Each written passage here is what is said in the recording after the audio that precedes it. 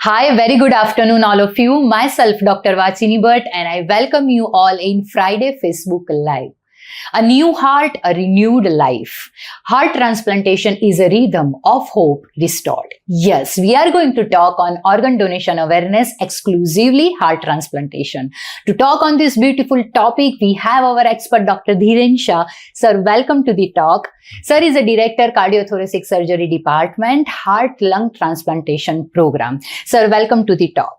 Thank you. And sir, let's talk on the heart transplantation and organ donation awareness. And if I have to introduce you, I can't forget to introduce you as an expert doctor who has performed the first ever heart transplantation in Gujarat. So let's begin with that. Sir, just give your insights regarding the heart transplantation and the first case you have performed. So heart transplantation, I would say it is the miracle that has occurred in the medical science. I would say the whole last 1 century, one of the miracle which has occurred is the heart transplantation. And the first heart transplantation was performed in 1967 in South Africa, Cape Town on 3rd of December. Okay. Since then, the progress of heart transplantation has been slow, but gradually it has picked up.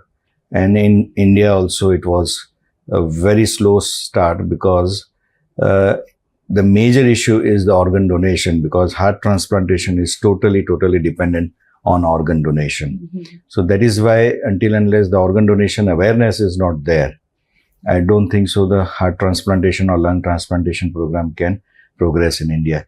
But good thing is in last 10 years, last 1 decade, there has been significant increase in the organ donation rate, and simultaneously, if you look at the graph also, the organ donation rate increases, heart transplantation increases. Exactly. So initially in 2010, probably hardly 15-20 heart transplantations were performed till date. Now at this stage in 2020, we have crossed 1,000 mark of heart transplantation in India. And now we are doing almost approximately 120 to 140 heart transplantation across India right now. Wow. We started heart transplantation in December 2016. Did the first heart transplantation on a 49-year-old gentleman, which was the first of Gujarat. And at that time, lot of obstacles, lot of challenges were there. But now, over a period of another 5-7 years, heart transplantation has become a routine in Gujarat and at Maringo Sims Hospital also. Yeah. So, sir, તમે કહ્યું એ પ્રમાણે કે heart ટ્રાન્સપ્લાન્ટેશનના number આપણે increase કરવા હોય તો for that the organ donation awareness is very very important. So you must have come up across many misconception or myth related to organ donation. So please give your insights on that. See, one thing is I would say there is a paradox. Mm-hmm. If you look at the transplant numbers, we are number 2 in world. We are doing second highest transplantations, whether it is liver, kidney, heart, lungs, everything combinedly, we are number 2 after US. So we would think that probably the heart transplant, organ donation, saru hase etla માટે આ થતું હશે. But unfortunately, point is, our 85 to 90% transplantation that are occurring in India are purely living donor.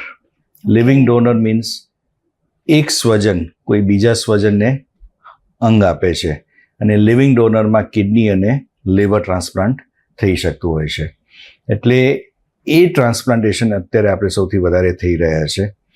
જ્યારે તમે યુએસની વાત કરીએ તો majority of the transplantation are cadaveric organ donor. So 80 to 85% patient જે લોકો બ્રેઇન ડેડ થઈ ગયા છે અને એ ઓર્ગન ડોનેશન કરે છે, એટલા માટે લોકોને લીવર, કિડની, હાર્ટ અને લંગ્સ મળી રહ્યા છે. હવે એ ઓર્ગન ડોનેશન રેટ યુએસમાં વધ્યું છે અને ઇન્ડિયામાં નથી વધતું અથવા વધી રહ્યું છે ધીરે ધીરે, અને ઘણા બધા પરિબળો છે. તો વેરી ઇમ્પોર્ટન્ટ થિંગ ઇઝ કે અત્યાર સુધી ગવર્મેન્ટનું ઇનિશિયેટિવ હતું નહીં, પણ છેલ્લા 5-7 વર્ષથી અને પર્ટિક્યુલરલી મોદી સરકાર તરફથી by now there is initiative of organ donation rate. એટલે જ્યાં સુધી અવેરનેસ ક્રિએટ ના થાય સોસાયટીમાં, જ્યાં સુધી લોકોને ખબર નહીં પડે કે વોટ ઇઝ ઓર્ગન ડોનેશન, ક્યારે કરી શકાય, કોણ કરી શકે, ત્યાં સુધી કોઈને કંઈ ઓર્ગન ડોનેશન વિશે ખબર નહીં પડે ને અવેરનેસ વધશે નહીં.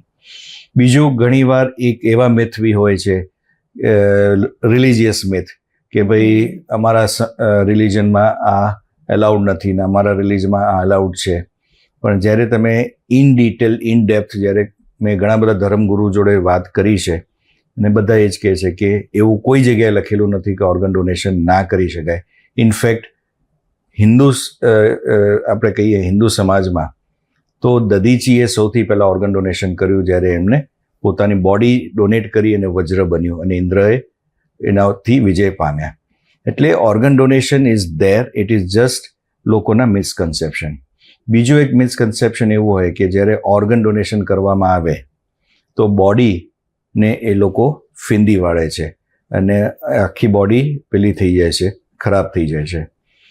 એવું બી નથી. જ્યારે બી ઓર્ગન ડોનેશન કરવામાં આવે તો હંમેશા એક ઓપરેશન થિયેટરમાં રૂટીન ઓપરેશનની જેમ જ એ કરવામાં આવે છે.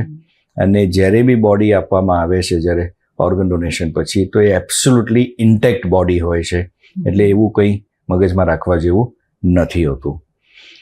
પછી ઘણા મિસકન્સેપ્શન એવું હોય છે, માન્યતા છે બેઝિકલી, કે આ વખતે હું કિડની આપી દઈશ તો આવતા ભાવમાં મને કિડની નહીં મળે, આ ભાવમાં હું હાર્ટ આપી દઈશ તો આવતા ભાવમાં મને હાર્ટ નહીં મળે. એટલે એ મિસકન્સેપ્શનના કારણે ઘણા બધા લોકો ઓર્ગન ડોનેશન નથી કરતા. પણ આઈ થિંક સો આ બધા કેવું છે કે ઘણા નાના નાના મિસકન્સેપ્શન્સ હોતા હોય છે. પણ over A period of time હવે with the media awareness, with the government awareness, with the government push અને હોસ્પિટલ અને ડૉક્ટર્સના જે અત્યારે અવેરનેસ પ્રોગ્રામ્સ ચાલી રહ્યા છે, એનાથી હવે અવેરનેસ વધતી ગઈ છે. ઓકે. તો કોમ્યુનિટીની અંદર ઘણા બધા તમે કીધું એ પ્રમાણે કે ટોક શો છે, સેશન્સ છે, એ બધા થ્રુ આપણે અવેરનેસ કરી રહ્યા છે. If someone want to become a organ donor, જો કોઈકને બનવું છે તો એના માટેના એલિજિબિલિટી ક્રાઇટેરિયા કયા કયા, અને how that person can register himself or herself for the organ donation? C, organ donor તો કોઈ બી બની શકે. I can also become A organ donor, you can also become N organ donor. એટલે એનો એક સિમ્પલ પ્રોસેસ છે કે તમારે નોટોની સાઇટ ઉપર જવાનો, NOTTO. એ નોટોની સાઇટ ઉપર જશો તો ત્યાં એક આખું કોલમ જ છે કે to pledge for organ donation. એટલે ત્યાં તમારી ડિટેલ્સ ફિલ કરી દેશો તો એ ડિટેલ ફિલ થઈ જશે અને ત્યાંથી નોટોમાંથી તમને કાર્ડ આવી જશે. So that you become a organ donor. You pledge for an organ donor. That doesn't mean that you will be a organ donor. તમને એ બી કહી દઉં કે ઓર્ગન ડોનર બનવું એ તમારા સદભાગ્ય હોય તો જ તમે થઈ શકો. કારણ કે 100 જણા ઓર્ગન ડોનેશન માટે કદાચ પ્લેજ કરશે તો only 1 person will get that chance to be an organ donor, because organ donation માટે એલિજિબિલિટી ક્રાઇટેરિયા એ હોય કે તમારું બ્રેન ડેમેજ થયું હોય કોઈ જ કારણથી. બે મુખ્ય કારણો હોય, either it is accident or second is brain haemorrhage અથવા સ્ટ્રોક. એમાં જ્યારે બ્રેન ડેમેજ થઈ જાય અને એ ઇરરિકવરેબલ હોય ત્યારે એ વ્યક્તિ ઓર્ગન ડોનેશન કરી શકે.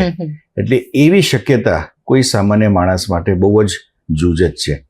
પણ હા, આપણે ઓર્ગન ડોનેશનની પ્લેજ કરીએ તે એ બાને એની અવેરનેસ વધશે, અવેરનેસ વધશે અને સમજ વધશે તો કદાચ આપણી આજુબાજુ ક્યારેક કોઈ આવો પ્રસંગ ઊભો થાય તો આપણે એને સમજાવી શકીએ.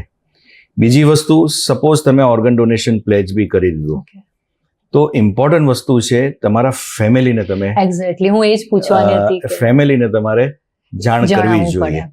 કારણ કે ઘણીવાર શું થતું હોય છે કે ફેમિલીને ખબર ના હોય, and when you are in that situation of organ donation you cannot give consent. Exactly. એટલે તમારા ફેમિલીને એ ખબર હશે તો ડેફિનેટલી એ વખતે ફેમિલી રાજી થશે. તો ફેમિલીની કન્સેન્ટ સર ઇન્ડિયામાં જ ઇમ્પોર્ટન્ટ છે કે કોઈ પણ કન્ટ્રીમાં it is mandatory to have consent of family members? Yes, it is mandatory. Without family consent you cannot do an organ donation, except there are few countries કે જેમાં ઓપ્ટ આઉટ પોલિસી છે. Opt out policy એટલે કે આખી કન્ટ્રીના બધા citizen as such are organ donor. અચ્છા, okay. Only if the family member says no કે મારે મારા સ્વજનનું ઓર્ગન ડોનેશન નથી કરાવવું તો એ ના કરી શકે. બાકી any patient who has a brain injury can be an organ donor. અને એટલે સર કોઈ સ્પેન છે કે ક્રોએશિયા છે કે there are few countries where this policy is there. અચ્છા, અને સર કોઈક વ્યક્તિએ ઓર્ગન ડોનેશન માટે પ્લેજ નથી લીધી, બરાબર છે, હવે એના ડેથ પછી એના ફેમિલી એવું ઈચ્છે કે ભાઈ આમનું જે છે આપણે ઓર્ગન ડોનેશન માટે આપણે હવે પ્રોસીડ કરવું છે, તો where they should contact? I think it's a very important question. હવે સપોઝ પ્લેજ નથી લીધી અને કોઈ વ્યક્તિનું એક્સિડન્ટ થયું છે, બ્રેન ડેમેજ થઈ ગયું છે અને એના સ્વજનો વિચારે કે હવે રિકવરીના કોઈ ચાન્સ નથી અને ઓર્ગન ડોનેશન કરવું છે, સિમ્પલ વસ્તુ છે, ખાલી તમારા ડોક્ટરને તમે વાત કરો. તમારા ડોક્ટરને વાત કરશો એટલે ડોક્ટર પોતાની મેળે સોટોમાં ઇન્ફોર્મ કરશે અને સોટો તરફથી આખો પ્રોસેસ ચાલુ થઈ જશે. સો દરેક સ્ટેટ જે છે ઇન્ડિયામાં, every state had its own SOTTO, પછી રિજનલ આવે દેટ ઇઝ રોટો, અને પછી નેશનલ આવે એ નોટો. એટલે પછીની જે જવાબદારી છે અથવા પછીની જે કાર્યવાહી છે એ સોટો કરશે. Okay sir. અને બીજો એક ક્વેશ્ચન કે સર દરેક ઓર્ગન જે છે એના ડીકે થવાના જે અવર્સ છે, ડ્યુરેશન છે, એ અલગ અલગ હોય છે. જો તમે બ્રીફ આપો કે જે આપણા ઇમ્પોર્ટન્ટ ઓર્ગન ડોનેશન માટેના, સપોઝ કે હાર્ટ છે, કિડની છે, લંગ છે, લીવર છે, તો એમના ડીકે થવાનું ડ્યુરેશન કેટલું હોય છે કે જેથી એક અવેરનેસ આવે કે બને એટલું જલ્દી જે છે ઓર્ગન ડોનેશન માટે ઓપ્ટ કરવું જોઈએ after the death? Very important question વાંચીને આ છે ને એક સમજવાની વસ્તુ છે કે what is cadaveric organ donation. Cadaveric organ donation એટલે તમારું બ્રેન ડેમેજ થઈ ગયું છે, એટલે સાદી ભાષામાં કહીએ તો તમારું કમ્પ્યુટરનું સીપીયુ ખરાબ થઈ ગયું છે, પણ તમારે કીબોર્ડ ચાલે છે, સ્ક્રીન ચાલે છે, બાકી બધું ચાલે છે. સિમિલરલી એવા પેશન્ટો હોય છે કે જે લોકોનું બ્રેન ડેમેજ થઈ ગયું છે, એ પોતાની રીતે શ્વાસ નથી લઈ શકતા, પણ બાકી બધા અંગો જે છે શરીરના એ સારી રીતે કામ કરે છે, એટલે પલ્સ સારા છે, બીપી સારું છે, યુરિન આવે છે, બાકી બ્લડના પેરામીટર બધા સારા છે. એટલે બ્રેન ડેડ થાય પેશન્ટ અથવા બ્રેન ડેમેજ થઈ ગયું એટલે બ્રેન ડેડ કહેવાય, તો અલ્ટિમેટલી હૃદય બી બંધ પડવાનું જ છે. એ વચ્ચેનો જે ગાળો છે એને ગોલ્ડન પીરિયડ કહેવાય કે જેમાં ઓર્ગન ડોનેશન થઈ શકે. એ ગાળો લગભગ 24 થી 48 કલાકનો હોય છે. એટલે 24 થી 48 કલાકની અંદર તમારે પેશન્ટને સમજાવવું, સગાઓને સમજાવવા, એની તૈયારીઓ કરવી, ઓપરેશન થિયેટરમાં જવું અને ઓર્ગન રિટ્રાઈવ કરવા. તો એટલા ટાઈમમાં તમારે કરી દેવું જોઈએ કે જ્યાં સુધી તમારું પેશન્ટનું બ્લડ પ્રેશર, પલ્સ, બધા વાઇટલ્સ બધા નોર્મલ હોય. અને પછી જ્યારે ઓપરેશન થિયેટરમાં લઈ જઈએ છીએ અને પછી જ્યારે ઓર્ગન બોડીમાંથી કાઢીએ છીએ અને બીજા વ્યક્તિમાં આપણે ઇમ્પ્લાન્ટ કરીએ છીએ, તો એ વચ્ચેનો જે ગાળો કહેવાય ને, that we call it as ischaemia time, cold ischaemia time. તો એ કેટલા ગાળો સુધી એ ઓર્ગન ખરાબ ના થાય એ દરેક ઓર્ગનની અલગ અલગ છે. સો ફોર એક્ઝામ્પલ હાર્ટ 4 થી 5 કલાક, 4 થી 5 કલાકથી અંદર જ તમારે હૃદય તમે કાઢ્યું એક વ્યક્તિમાં અને બીજા વ્યક્તિમાં ટ્રાન્સપ્લાન્ટ કર્યું, એટલા ગાળામાં થઈ જવું જોઈએ. અને એટલા માટે જ તમે સાંભળ્યું હશે ગ્રીન કોરિડોર, ફ્લાઇટમાં ઓર્ગન ટ્રાન્સફર થવું, કારણ કે એક મિનિટ એમાં ઇમ્પોર્ટન્ટ હોય છે. જ્યારે લંગ્સમાં 6 થી 8 કલાકનો ગાળો હોય છે, લીવરમાં એ 12 કલાકનો ગાળો મળે છે તમને, અને કિડનીમાં તમારી પાસે લગભગ 12 થી 24 કલાકનો ગાળો મળતો હોય છે. એટલે બોડીમાંથી કાઢ્યું ને બીજામાં ટ્રાન્સપ્લાન્ટ કર્યું એટલું સમય મળે. બરાબર છે. સર તમે આટલા બધા હાર્ટ ટ્રાન્સપ્લાન્ટેશન કર્યા છે, એવી કંઈક હાર્ટ ટ્રાન્સપ્લાન્ટેશનનો કેસ કે where you have face some odd situation અને still the patient is living happily now, તો એવો કંઈક કેસ જો તમે કહો તો? આઈ થિંક સો સૌથી ટફ અથવા ડિફિકલ્ટ અથવા મેમોરેબલ કેસ કહું તો એ છે કોવિડ વખતે એક બેન હતા, અમદાવાદના જ બેન છે, સાક્ષિતા, કે જેને પ્રેગ્નન્સી થયું અને પ્રેગ્નન્સી પછી જે બોડીની અંદર અમુક રિએક્શન્સ આવતા હોય એના કારણે હૃદયનું નબળું પડી ગયું. અને એ હૃદય નબળું એને પોસ્ટપાર્ટમ ડાયલેટેડ કાર્ડિયોમાયોપેથી કહેવાય. એ નબળું પડી ગયું એના કારણે ધીરે એની કન્ડિશન બગડતી ગઈ. અનફોર્ચ્યુનેટલી માર્ચમાં જ લોકડાઉન આવી ગયું કોવિડના કારણે 2020માં, અને જૂનમાંની આસપાસ એ લોકડાઉન ખુલ્યું. પણ હવે એની કન્ડિશન દિવસે ખરાબ થતી જતી હતી અને આપણી પાસે ટ્રાન્સપ્લાન્ટ સિવાય બીજો કોઈ વિકલ્પ નહોતો. અનફોર્ચ્યુનેટલી ત્યારે આખા દુનિયામાં ટ્રાન્સપ્લાન્ટ બધા હોલ્ટ ઉપર આવી ગયા હતા કે આ કન્ડિશનમાં ટ્રાન્સપ્લાન્ટ થઈ શકે એવું નથી, કારણ કે કોવિડ વોઝ વેરી રેમ્પન્ટલી સ્પ્રેડેડ. એટલે એવી સિચ્યુએશનમાં ત્યારે મારી પાસે કોલ આવ્યો કે આવું એક પેશન્ટ છે અને ઓર્ગન ડોનેશન માટે રેડી છે, તમે કરવા તૈયાર છો કે નહીં? હવે અનફોર્ચ્યુનેટલી ત્યારે દુનિયામાં ત્યારે એવા કોઈ ગાઈડલાઇન્સ નહોતા, કોઈ પ્રોસેસીસ નહોતા, કોઈ પ્રોટોકોલ્સ નહોતા કે કોવિડ વખતે કઈ રીતે મારે ઓર્ગન ડોનેશન કરવું અને ટ્રાન્સપ્લાન્ટ કરવું. It was a big challenge. એટલે મેં મારી રીતે અમારા ટીમે આખું પ્રોટોકોલ્સ ડિવાઇસ કર્યા. અમે એ વખતે ઓલમોસ્ટ 150 લોકોના કોવિડ ટેસ્ટ કર્યા, એનું પીપીઈ કિટ તૈયાર કરાવી, એ પેશન્ટને કઈ રીતે પેલું કરવાનું, પછી ડોનર માટે કે કોવિડનો ટેસ્ટ કરાવવું, બાલનો ટેસ્ટ કરાવવો, અને એના પછી ટ્રાન્સપ્લાન્ટ પછીની જે કેર હતી એના માટેની બી સ્ટાફને જે ટ્રેનિંગ હતી એ આખી અલગ હતી. એ જે સ્ટાફ ટ્રેનિંગ માટે કેર માટે જ હતું. એવરી ડે એ લોકોનું કોવિડ ટેસ્ટ અમે કરતા, પછી એને એન્ટ્રી થતી. સો આ એક પોતાની રીતેના પ્રોટોકોલ્સ અમે તૈયાર કર્યા હતા, અને with God's grace everything went fine and patient is doing fine right now. So after 4 years patient is doing fantastic. Almost 4 વર્ષ થઈ ગયા જુલાઈમાં. તો જુલાઈ 2020માં એને ઇન્સિડન્ટલી that was the first heart transplant in COVID era of India. એટલે ઇન્ડિયામાં ત્યારે કોઈ ટ્રાન્સપ્લાન્ટ થયા નતા, અને we had done the first heart transplant in COVID era. Okay, so I have to mention that we are so honored to have you in this talk show. Sir, આ જ વસ્તુને આપણે આગળ વધારીએ કે આપણે ડોનરની વાત કરી, હાર્ટ ટ્રાન્સપ્લાન્ટેશનની વાત કરી, હવે જો રેસિપિયન્ટની વાત કરીએ તો કોઈ પણ વ્યક્તિને એવું હોય કે જ્યારે મને કોઈક અંગ મળે છે બિંગ અ રેસિપિયન્ટ, રાઈટ, તો મારા રિકવરી થવાના ચાન્સીસ કેટલા, કે મારી રૂટીન લાઈફમાં ફરીથી જે છે આવવાના ચાન્સીસ કેટલા? તો એ રેસિપિયન્ટની જે છે એની રૂટીન લાઈફ કઈ રીતે, કેટલા વખત પછી શરૂ થાય, રિકવરી પીરિયડ, અને કયા કયા પ્રિકોશન્સ જે છે એને લેવાના હોય છે? એટલે આઈ થિંક સો એ સૌથી મોટું મિથ છે આખા સોસાયટીની અંદર, particularly even in the medical fraternity also. એ બી તમને કહી દઉં કે મેડિકલ ફેટર્નિટીમાં જ્યારે મેં ફર્સ્ટ હાર્ટ ટ્રાન્સપ્લાન્ટ કર્યું ગુજરાતનું, ત્યારે બધા એવું જ માનતા હતા કે પેશન્ટ નહીં બચે, કારણ કે એવરીબડી થોટ કે heart transplant is a very high risk procedure. પણ let me tell you, if you do a kidney transplant, if you do liver transplant, and if you do heart transplant, risk factor is same and outcomes are same. Okay. આ ખાલી માન્યતા દૂર કરવાની વાત છે. એટલે practically heart transplant કરીએ તો ફર્સ્ટ યરનો રિસ્ક ફેક્ટર જે છે એ 10 થી 15%. Okay. So 85 to 90% of the patients they do well after heart transplant. Median survival એ જે કહીએ એ લગભગ 14 વર્ષ છે. મીડિયન સર્વાઈવલનો મતલબ કે 50% લોકો patient are fine at the end of 14 years. Okay.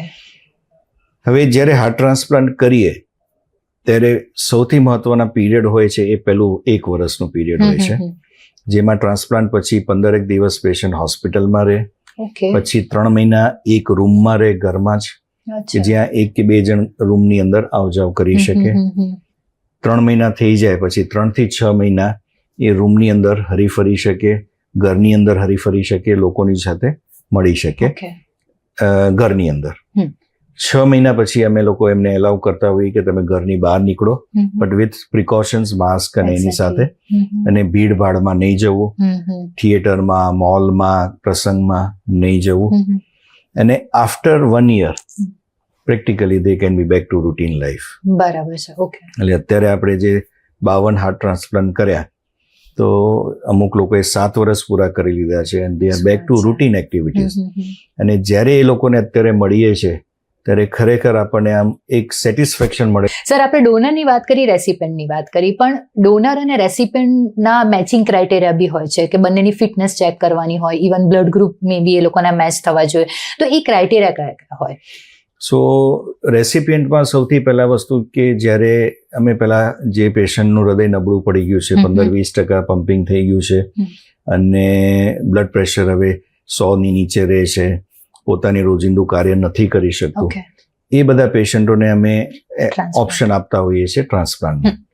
Family બધું સમજી લે અને તૈયાર થઈ જાય કે હા અમે ટ્રાન્સપ્લાન્ટ તરફ જવા તૈયાર છીએ, પછી અમે લોકો એનું ફૂલ બોડી ચેકઅપ Checkup. કરીએ. Yes. 2-2.5 દિવસ હોસ્પિટલમાં રોકાણ પછી એનું ફૂલ બોડી ચેકઅપ થાય. એ બધા જ પેરામીટર નોર્મલ આવે ઓકે પછી એ પેશન્ટ વેઇટિંગ લિસ્ટ ઉપર આવે. ઓકે અને એકવાર એ વેઇટિંગ લિસ્ટ ઉપર આવી જાય પછી જ્યારે બી કોઈ brain dead patient organ donation માટે રેડી હોય તો એનું બ્લડ ગ્રુપ અને રેસિપિયન્ટનું બ્લડ ગ્રુપનું મેચિંગ થવું જોઈએ. ઓકે એટલે એક અમે મેચિંગ કરતા હોઈએ બ્લડ ગ્રુપનું, બીજું અમે મેચિંગ કરતા હોઈએ છે વેઇટનું, હાઇટ Okay. અને વેઇટ. અચ્છા એટલે ઓબેસિટી હોય તો ના એટલે ડિસ્ક્રિપન્સી ના હોવું જોઈએ. 20% હાઇટ વેઇટ ચાલે, ઇઝ હા, એનો અલાઉડ, રેશિયો ચાલે. એ Okay. ચાલે. Okay. એટલે સપોઝ 50 કિલોનું વ્યક્તિ છે જે ઓર્ગન ડોનેશન કરે છે, અચ્છા એનું હાર્ટ 80 કિલોના પેશન્ટમાં ના અપાય. ઓકે પણ હા 80 કિલોનું વ્યક્તિનું હાર્ટ હા. 50 કિલોના વ્યક્તિમાં નાખી શકાય. અચ્છા એટલે એ જે છે એ વેઇટ મેચિંગ અમારે કરવું પડતું હોય ઓકે છે. ઓકે ઓકે અને થર્ડ ઇમ્પોર્ટન્ટ વસ્તુ જે જોવાતી હોય એ જોગ્રાફિકલ લોકેશન, કારણ કે તમારી પાસે 4 કલાકનો જ સમયગાળો છે. અચ્છા ઓકે એટલે તમે બહુ દૂરથી, હવે સપોઝ મને ઓર્ગન કલકત્તામાં મળ્યું તો અમદાવાદમાં લાવવું થોડુંક અશક્ય થઈ ડિફિકલ્ટ જાય, થઈ જાય. હા હા કારણ કે એ ટાઈમમાં એરપોર્ટથી અહીંયા લાવવું, ફ્લાઇટ ટાઈમ જ તમારું 2.5-3 કલાક થઈ જાય. એક્ઝેક્ટલી. એટલે geographical location is also important. સો આ 3 વસ્તુ અમે મેચિંગ કરતા હોઈએ. અમે HLA મેચિંગ માટે અમારી પાસે ટાઈમ હોતો જ નથી, ઓકે કારણ કે ઓર્ગન ડોનેશન થયું અને ટ્રાન્સપ્લાન્ટેશન થયું, સો પ્રેક્ટિકલી એ 8 થી 10 કલાકમાં બધું પ્રોસેસ પતી જતો હોય છે. અને કોઈ લાઇફસ્ટાઇલ ડિસઓર્ડર થી કોઈ વ્યક્તિ જે છે સફર થતો હોય, સપોઝ કે ડાયાબિટીસ છે કે થાઇરોઇડ છે, તો એ વ્યક્તિનું આપણે જે ઓર્ગન જે છે એ એલિજિબલ ગણાય વ્યક્તિ કોઈ મેડિકેશન પર હોય? હવે ઓર્ગન ડોનરમાં બી અમારા ક્રાઇટેરિયા છે કે patient should be less than 45 years of age. અચ્છા patient should not have diabetes, hypertension, બીજી કોઈ બીમારી ના હોવી જોઈએ. ઓકે પ્લસ ઓર્ગન ડોનરનું ઇકો કરવામાં આવે છે એના પહેલા કે જેનાથી હાર્ટની કન્ડિશન કેવી છે, ECG જોવામાં આવે છે કે હાર્ટની કન્ડિશન કેવી છે, એના પછી જ અમે લોકો એ ઓર્ગન એક્સેપ્ટ કરતા હોઈએ છીએ. ઓકે ઓકે સો ડોનરના બી પોતાના ક્રાઇટેરિયા છે, Criteria હોય છે. રેસિપિયન્ટના પણ ક્રાઇટેરિયા છે કે કઈ વ્યક્તિ હાર્ટ ટ્રાન્સપ્લાન્ટ માટે હવે એલિજિબલ છે, અને પછી મેચિંગ ક્રાઇટેરિયા છે કે Matching. આટલી વસ્તુ જો મેચ થતી હોય. બીજું તમે કહ્યું કે જોગ્રાફિકલ લોકેશન જે છે એ પણ બહુ જ મહત્વનું છે, કારણ કે તમારે અમુક ડ્યુરેશનની અંદર જે છે ટ્રાન્સપ્લાન્ટ કરવાનું હોય છે. એટલે બહુ જ બધી માહિતી આજના એપિસોડમાં અમને મળી. સર તમારા તરફથી એક લાસ્ટ મેસેજ. હું ખાલી એટલું જ મેસેજ આપીશ કે organ donation is an magic. C, doctor can treat the patient, doctor can heal the patient, but an organ donor family can give life to 8 patients. Yes એ સૌથી મહત્વની વસ્તુ છે, સમજવાની છે. તમે કોઈને અન્ન આપી શકો, તમે કોઈને જલ આપી શકો, તમે કોઈને ચોપડી આપી શકો, તમે કોઈને રહેવાની સગવડ આપી શકો, પણ તમે કોઈને જો જિંદગી આપી શકો તો એનું મૂલ્ય અથવા એની કોઈ કિંમત જ નથી. It is A priceless gift that you are offering to any fellow human being. So my request, sincere request is, please kindly spread the message of organ donation and be an organ donor, so that more and more fellow human beings, જે આપણા મનુષ્ય જાતિ છે, આપણા ભાઈ બહેનો છે, એને એનો ફાયદો મળી શકે. Thank you. Thank you so much, sir, for joining us once again and sharing this beautiful information with us. Thank you.